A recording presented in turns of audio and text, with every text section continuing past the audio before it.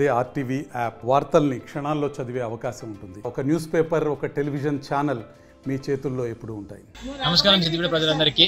Teachers colony housing బోర్డులో ఈరోజు వరసిద్ధి వినాయక నవరాత్రోత్సవ కుంకుమార్చన జరుగుతుంది.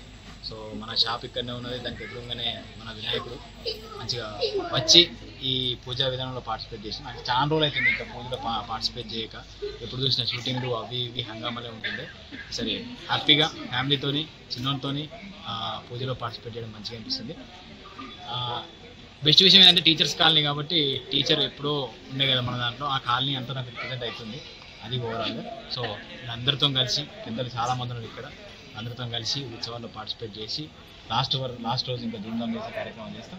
నద్వాంత నివారణైకతర నిర్విఘ్నాటవీ హవ్యవాట్ విఘ్నవ్యాలకుల ప్రమద్ధ గరుడో విఘ్నేవ పంచానన విఘ్నోత్తుంగగిరి ప్రవేదనకరీ విఘ్నాద్రికుంభోద్భవ విఘ్నాగౌ గగన ప్రచండ పవనో విఘ్నేశ్వర పాతు మాం.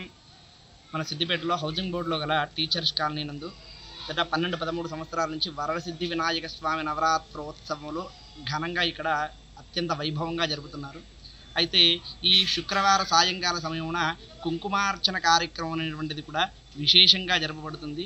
ఇక్కడ ఈ కాలనీ ప్రత్యేకత ఏమిటంటే ప్రతి ఒక్క ఇంటి నుంచి మహిళలు వచ్చి సాయంకాలము పూజా కార్యక్రమంతో పాటు పారాయణాలు, దాని తర్వాత అష్టోత్తరాలు, ఇవన్నీ కూడా ఆధ్యాత్మిక శోభతోటి ఈ యొక్క మండపం కూడా ఉంటుంది. కాబట్టి నాకు ఈ సిద్దిపేటలో నేను చేసేటువంటి మండపాలలో ఇది ఒక ప్రత్యేకమైనదిగా, ఇది ఒకటిగా చెప్పుకోవచ్చు.